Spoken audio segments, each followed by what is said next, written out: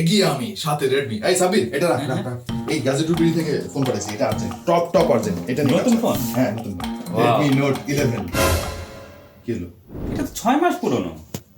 সহ্য না করে পারা যায়? কি বলিস সাবির, তুই এগুলো 3 দিন আগে লঞ্চ হলো এই ফোন। আরে না, Redmi Note 11। হ্যাঁ এটা 6 মাস পুরনো একটা ফোন। সহ্য না করে পারা যায়? 3 দিন আগে লঞ্চ হলো কোনটা তাহলে? এইটাই তো সেটা। আপনি একটু নেট ঘাটা একটু করেন না মামা, প্লিজ। শিওর? হ্যাঁ 100% শিওর। চল আমরা একটু ঘাটাঘাটি হ্যাঁ চলেন চলেন। আসসালামু আলাইকুম টেক লাভার্স, আমি Wahid tech to the point থেকে, এবং আমাদের হাতে আজকে রয়েছে Redmi Note 11। এই ফোনটা আমাদের সাব্বির বলতেছে অনেক পুরাতন ফোন নাকি, তো আমি ভাবলাম যে আরে খোঁজ দা সার্চ করা দরকার, বলে কি ছেলেটা।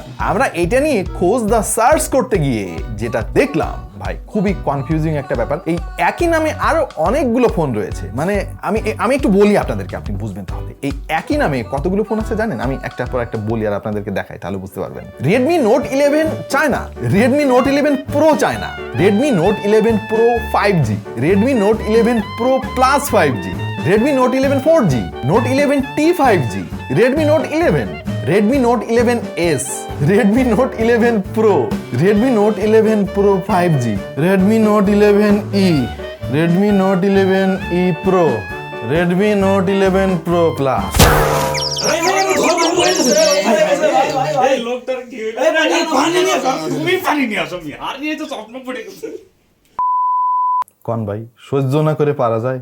16,500 AMOLED display, 90 hertz refresh rate, 50 megapixel ক্যামেরার সাথে ultra wide sensor, 13 megapixel selfie camera, 5000 mAh ব্যাটারির সাথে 33 ওয়াটের charger, stereo speaker, 6 nanometre processor এবং আইআর ব্লাস্টার। এত কম দামে এত লোভনীয় ফিচার, কিন্তু সত্যি কি তাই? চলেন আমরা এই ফোনের গভীরে একটু প্রবেশ করে দেখি যে আসলে সত্যি কিনা। তবে তার আগে আমি ধন্যবাদ দিতে চাই আমাদের আজকের স্পন্সর গ্যাজেট্রুট.bd কে। বসুন্ধরা সিটিতে রয়েছে তাদের ফিজিক্যাল শোরুম, এবং তাদের কাছে কিন্তু এরকম হাজার রকমের স্মার্টফোন রয়েছে, খুবই সুলভ মূল্যে আপনি পেয়ে যাবেন তাদের সব থেকে। গ্যাজেট্রুট.bd সম্পর্কে বিস্তারিত সকল তথ্য আমি দিয়ে দিচ্ছি আমাদের ভিডিও ডেসক্রিপশনে, গো চেক ইট আউট। এত লোভনীয় ফিচার থাকার পরেও কিছু দিক দিয়ে আমি একটু ফ্রাস্ট্রেটেড হয়েছি এই ফোনের উপরে, এবং এগুলো একে একে আমি আপনাদেরকে বলবো। প্রথমেই বলতে চাই এটার 6 ন্যানোমিটার ট্যাগলাইন দেওয়া চিপসেটটাকে। এই চিপসেটটা কিন্তু কিছুটা ডাউনগ্রেড করে ফেলা হয়েছে এর আগের ভার্সন থেকে, যেটা 678 আমরা দেখেছিলাম। কারণ হচ্ছে এর যে জিপিইউ ব্যবহার করা হয়েছে Adreno 610, সেইটা কিন্তু এর আগের ভার্সনের চাইতে অনেক বেশি ডাউনগ্রেডেড, যার প্রভাব পড়েছে এর গ্রাফিক্স সেকশনে। এতে অপারেটিং সিস্টেম হিসেবে Android 11 রয়েছে, আমার কোনো আপত্তি নাই সেখানে, বাট আমার মেইন কনসার্ন হচ্ছে আরেকটা জায়গায়, আর সেটা হচ্ছে MIUI। আপনারা জানেন যে মোটামুটি Xiaomi ব্যবহারকারীদের মধ্যে এই MIUI এখন একটা আতঙ্কের নাম। প্রচুর বাগে ভরা, সফটওয়্যার আপডেট দিলে ফোন অনেকে ডেড হয়ে যাচ্ছে, ক্যামেরা নষ্ট হয়ে যাচ্ছে, নানা রকম সমস্যা তৈরি হচ্ছে, ফ্রিজ হচ্ছে, অ্যাপ ক্র্যাশ করছে, নানা রকম প্রবলেমে ভরপুর। ব্যাটারি কনজামশন যারা একটু বেশি করেন, দেখা যাচ্ছে যে আপডেট দেওয়ার পরে ব্যাটারি ব্যাকআপও কমে যাচ্ছে। সো MIUI নিয়ে আসলে আমার অভিযোগের শেষ নেই। আমরা প্রচুর কমেন্ট পাই আপনাদের কাছ থেকে যে তারা MIUI এর পরে বিরক্ত। সো এই একটা কনসার্ন কিন্তু রয়েই যাচ্ছে এই ফোনটা যতই ভালো প্রাইসে মার্কেটে আসুক না কেন। তবে ভালো ব্যাপার হচ্ছে এতে কিন্তু ডেডিকেটেড স্লট রয়েছে মেমোরি কার্ডের, আর তাছাড়া এর 3টা ভেরিয়েন্টে মার্কেটে ফোনটা পাওয়া যাবে, 464, 4128 আর 6128। তাছাড়া এতে UFS 2.2 স্টোরেজ ব্যবহার করা হয়েছে, রয়েছে LPDDR4X RAM technology. Redmi Note 11 নিয়ে আমার পরের কনসার্ন হচ্ছে এর হিটিং ইস্যু। ইয়েস, আমরা এই ফোনটা লং টার্মে ব্যবহার করতে গিয়ে দেখেছি যথেষ্ট হিট প্রডিউস করে, স্পেশালি গেমিংয়ের সময়, আর চার্জিংয়ের সময় তো ফোনটা অনেক সময় হাত দিয়ে ধরা যায় না এরকম একটা অবস্থা। সো এই কনসার্নটা কেন হচ্ছে, Xiaomi-কে এটা খুঁজে বের করতে হবে এবং আপডেটের মাধ্যমে এটা ঠিক করতে হবে। বাট ওই যে আপডেট মানে তো একটা আতঙ্ক। সো এখানে কিভাবে Xiaomi এটা এক্সিকিউট করবে সেটা Xiaomi জানে।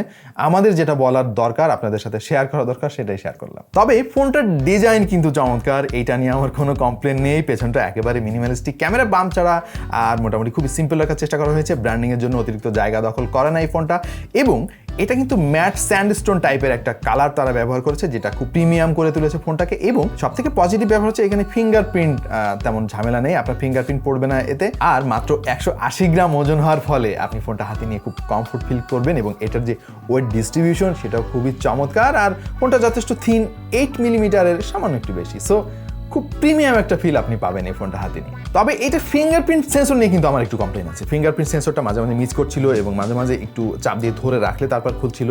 আপনি যদি হালকা একটু টাচ করেন, মাঝে মাঝে মিস করার সম্ভাবনা কিন্তু প্রবল।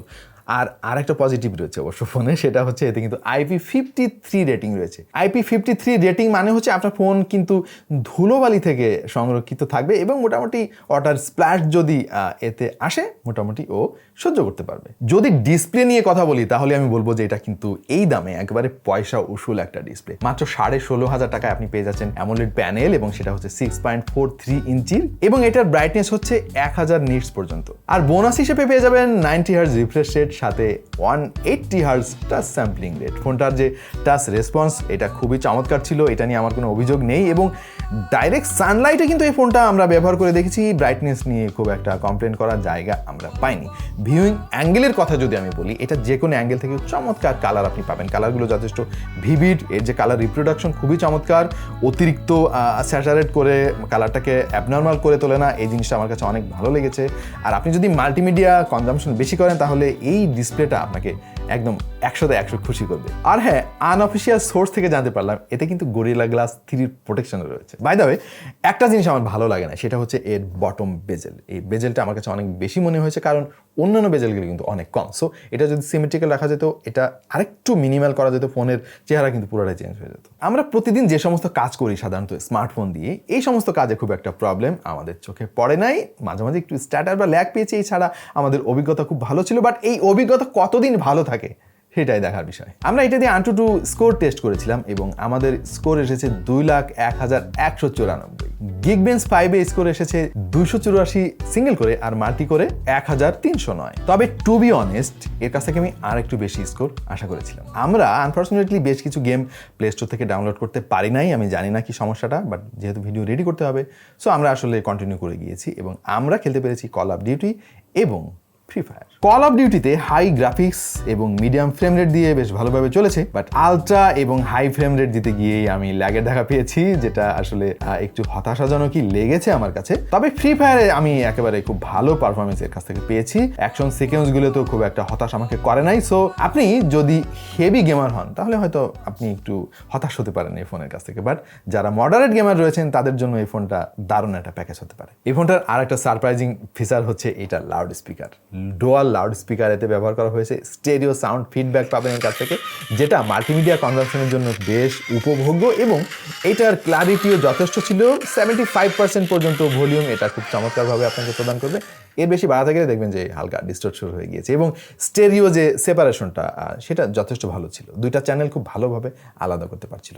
খুবই উপভোগ্য এটার লাউড স্পিকার। মোট 4টা ক্যামেরা ব্যবহার করা হয়েছে এর পেছনে এবং এর মেইন সেন্সরটা হচ্ছে 50 মেগাপিক্সেলের, আরও রয়েছে 8 মেগাপিক্সেলের একটা আলট্রা ওয়াইড সেন্সর, রয়েছে 2 মেগাপিক্সেলের একটা ম্যাক্রো সেন্সর এবং 2 মেগাপিক্সেলের একটা আজাইরা সেন্সর, যেটা ডেপথ সেন্সর নামে ডাকে সবাই। একদম ভাই, এটা জাস্ট একটা নাম্বার গেম, নাম্বার বাড়ানোর জন্য কিছু দেওয়ার দরকার তাই দিয়ে রেখেছে, এটা প্রত্যাশিত না। যাই হোক, এর যে পিকচার কোয়ালিটি এটা আবার বেশ ভালোই ছিল। ছবিতে প্রচুর শার্পনেস পেয়েছি আমরা, কালার খুব ভিভিড এবং ন্যাচারাল লেগেছে বেশিরভাগ ক্ষেত্রে। খুশি হয়েছি দিনের আলোতে এর তোলা ছবির ডিটেল দেখে। অনেক জুম করলেও ছবির কোয়ালিটি তেমন নষ্ট হয় নাই। তবে রাতের বেলা ছবি তুলে শান্তি পাবে না, কারণ কম আলোতে ছবির কোয়ালিটি খুব একটা সন্তোষজনক না। নাইট মোড অন করলে কিছুটা ইমপ্রুভ হয়, কিন্তু সেটা শুধু মেইন সেন্সরেই কাজ করে। কিছু কিছু লাইটিং কন্ডিশনে অতিরিক্ত কন্ট্রাস্ট জেনারেট করে ফেলে। তবে ভালো ব্যাপার হলো বেশিরভাগ ছবিতেই ওয়াশড আউট প্রবলেমটা খেয়াল করি। আর স্যাচুরেশন বেশ কন্ট্রোল ছিল, রঙের অতিরঞ্জনে ছবিগুলো আর্টিফিশিয়াল লাগেনি। ওয়াইড অ্যাঙ্গেল লেন্সের ছবিগুলো বেশ ভালোই ছিল, কিন্তু কম রেজলিউশনের হওয়াতে ছবিতে শার্পনেস আর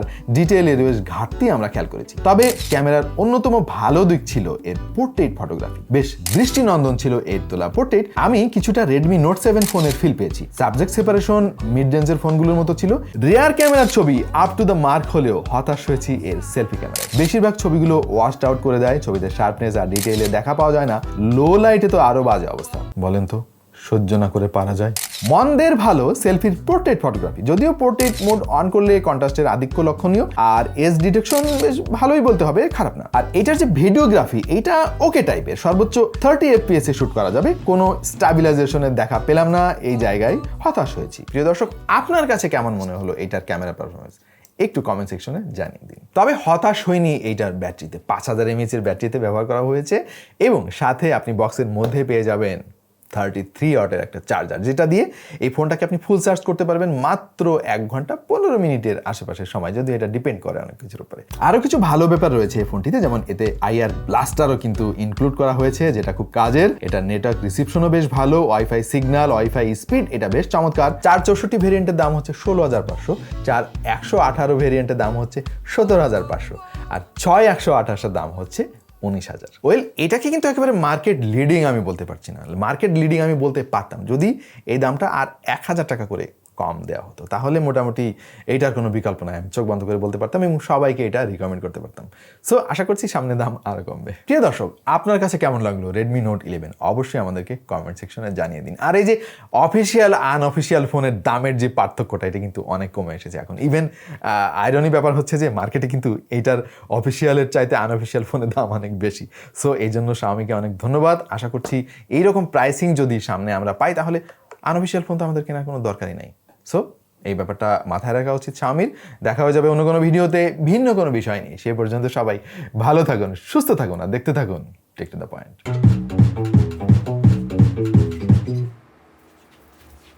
শেষ।